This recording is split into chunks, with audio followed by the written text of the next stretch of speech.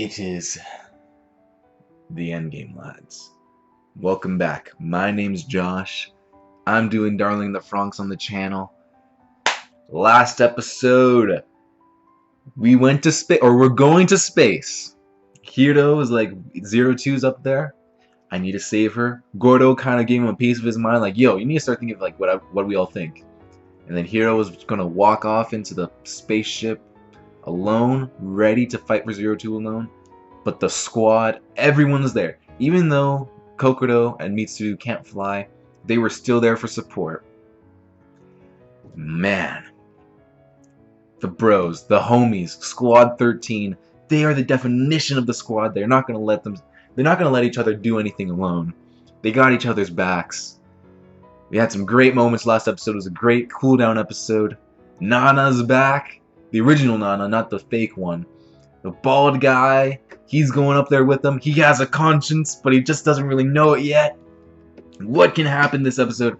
I'm really excited to find out. We're in the last 2 episodes, so if you want to see my reaction to it, hit the links down below because of YouTube's copyright system. We can't host reactions. You should know the drill by now, but in case you're new. And yeah, come back for the theorizing, the discussion, the breakdown of the episode. Because man, I cannot wait. Let's get into this, lads. Let's just, I just want to finish it. We're so close. Let's do this.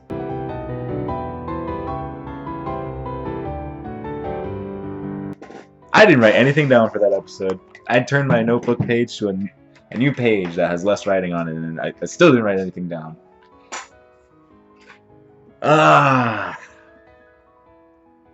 The battle, I'll talk about the battle, I guess, because that's kind of artificial. The battle was okay.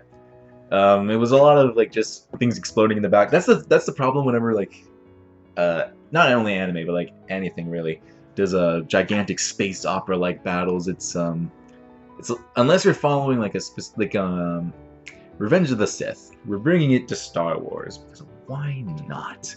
But there's like this gigantic space that it opens with a space battle. But we're following Anakin's ship, so we have like a point of view. We have a reference. We have the protagonist who we're following through all this. And this wasn't really like a protagonist that we're following. It was mostly like a whole bunch of like we were following everyone, but in a sense we were following no one because like it's just so grand. There's so much. So the battle was okay, but the characters involved, that's what mattered. The battle can be lackluster, but the characters, man. I did not feel, or I did not think I would be okay with 9 or any of the 9s dying the way they did in this episode. They died honorably. They went out in the best way that they could have. They went out fighting. And do I feel bad for them? Yes. Because they were manipulated and used just as much as everyone else, if not more. And because of their bloodline with 02, they were much worse off than literally anybody and everybody else. But yeah, so I feel bad for them, but jeez, I still don't like, at least not like the blonde guy. I still don't like him. And then my question was answered a long time ago. Feels like a long time ago. I was asking if the 9s were like non-gender, or if like why can the guys also pilot in the female position? But it's because of their 02 blood, they can do either position. Ah, man. Kokoro Mitsuru stole the episode. I know this was supposed to be 02 and Hiro's episode, or I feel like it wanted to be, but those two. Kokoro has always been the sweet girl, so like I've always kind of like liked her, but not like in like the sense of, oh, she's the best character or anything like that. Best girl is Ichigo. But yeah, I've always kind of liked Kokoro. But Mitsuru, I started off this series hating him. He is so entitled. And the reason why he's held such a grudge against Hiro was so petty when we first found out. Then later on we find out that yeah, he knows it's a little petty, but he's like, what am I without this? Because he kind of created his whole new identity off of it. And then Kokoro brought him to the light. She taught him what love is. They got pregnant together. They forgot everything. But even though they forgot, Mitsuru's still not an asshole. He's God, like even though they forgot his character development somehow still survived. Man, when he brought out that ring, so hype. It should be emotional, but it was hype. I don't know why, but man, I love that they both kept their rings. They weren't wearing them, but they both kept them because they knew something was there. So good. So good. And I love that Kokoro's going through all this stuff, like, I can't pilot, I'm not a parasite anymore. What am I without this? Mitsuru is like, no. You're mine. We're like, you're not, it's not that your life is over because you can't pilot anymore. I want my future to be with you. Ah! So good. So good. I love that, okay, I didn't like the bald guy got like hit in the shoulder. Maybe he lost his eye, but he has at least a scratch like down here. He got hit in the shoulder. I'm like, well, guess this is it. Go on without me. Bye. Like, no, come on, man. You can still walk. You can use your legs. Not as like, no, you're staying with us. You have to. You're a parent to the, or you're an adult to the children too. You have to take care of them. Like, oh, okay. And he gets up and like, come on, man. 'Tis only a scratch. But yeah, Nana, I love that she's fighting for the children. She's fighting for their lives. Or not their lives, she's fighting for their futures. And like the thing, the collective intelligence, it's join us in eternal euphorium as we just become like this collective mind of energy and all that, yada yada yada. That's not a way to live. That's no way to live. Living is like the ups, and it's the ups, it's the downs. You need to find yourself. It's not always going to be happiness, but you will find it. Because if you're always happy, what is happiness? That's the point, really. But really, you need to find yourself, or you need to find it. You can't just be given it. It's such a complicated emotion, but I love that Nana's like, that's not the life to the adults, like the Papa, the upper echelon. Two of them decided to go long before, and then I believe they took the other ones with them. And like that was their happiness, that was their eternal happiness. But to the kids, that's not how they live their lives. There's so much.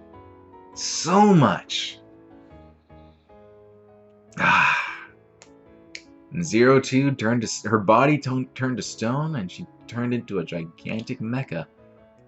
That is one of the most WTF moments that's happened in the show. It's one of the most insane and craziest ones. But I don't know.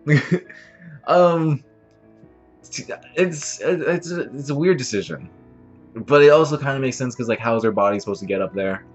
I guess she like literally transfused, or she's infused with it, and that's my doggy.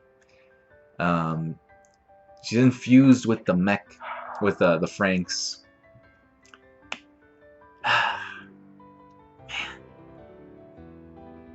Man, like, I can't really comprehend that. I don't think we've ever had like a precedence for that to happen in the show. But what I can comprehend is like 02 going, I want you to be human, Hiro. Like, I don't want you to turn into a monster like me. Like, woman, we've been down the same road many, many times. At least 3 times, I feel, throughout the series. You should know by now. Hiro doesn't care. He loves you, so he's gonna go after you. He's gonna always fight for you. So I kind of wished her reasoning was a little better, like why she left. Or at least maybe she doesn't have a reasoning. Like maybe Strelitzia just went by itself and entrapped her inside of it. So she would be happy that Hiro came, because Hiro was happy that she came. So she should be happy that he came. And, well, she did become happy that he came, but not at all. Like not when they first met. But I really love that when he went into her mind, the dreamscape was the book art style, which it's a good touch. That's her that's her happy place, I think. That's her comfort zone.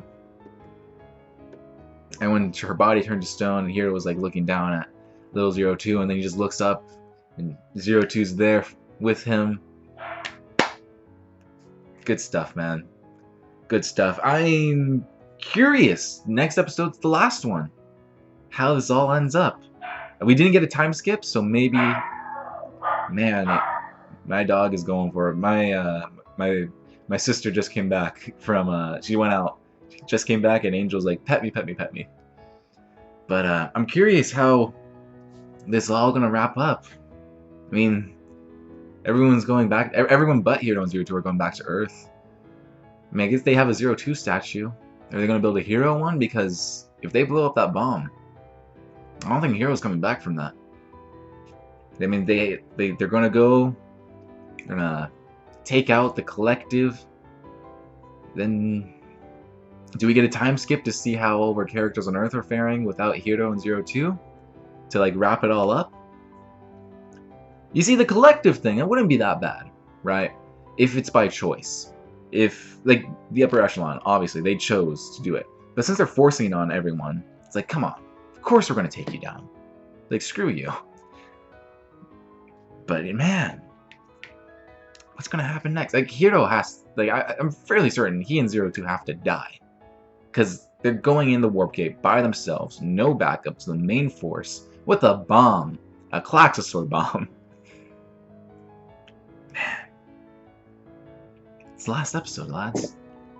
Guess I'll see you next week. If you enjoyed this reaction, make sure you subscribe, because I've done Gurren Lagann, I've done The Promised Neverland, going through My Hero Academia with Micaiah.